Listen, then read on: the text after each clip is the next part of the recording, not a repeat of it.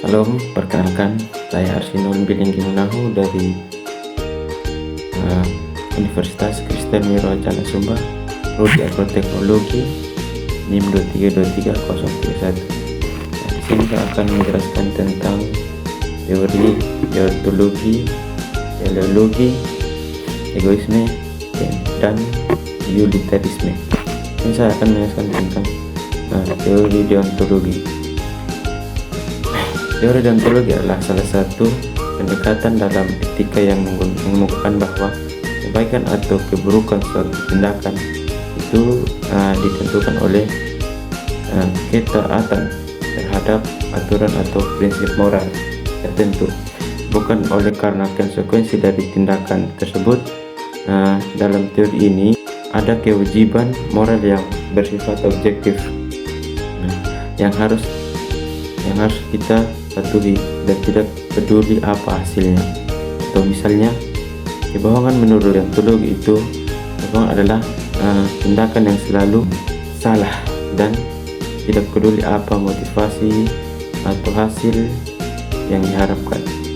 Misalkan jika seseorang berbohong kepada temannya tentang suatu hal agar tidak menyakiti perasaannya.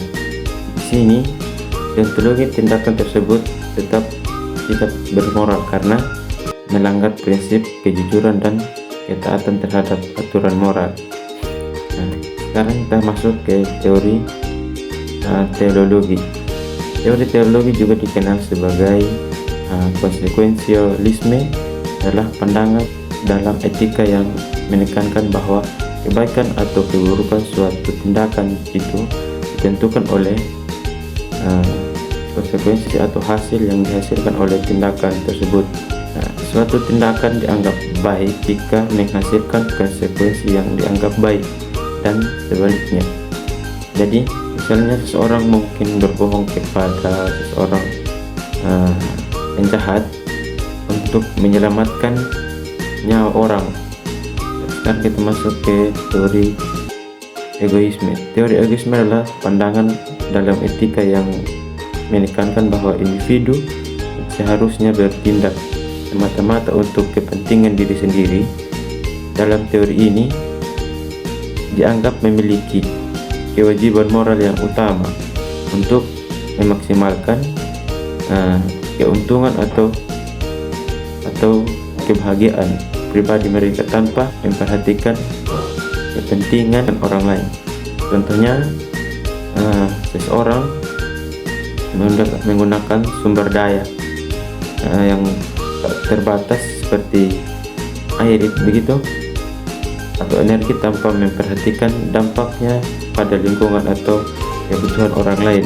Jadi dia itu menggunakan air itu tanpa, maksudnya dia itu menggunakan air dengan boros, tidak memperhatikan kebutuhan orang lain.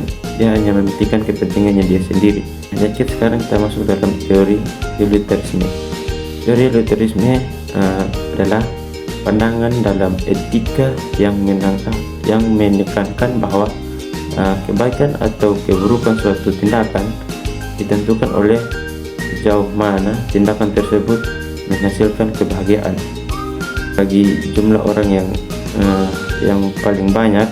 Dalam utilitarisme, tindakan dianggap baik jika menghasilkan hasil atau konsekuensi yang paling banyak. Contohnya, seorang individu atau seseorang harus mempertimbangkan konsekuensi dari tindakan yang mereka perbuat terhadap orang lain.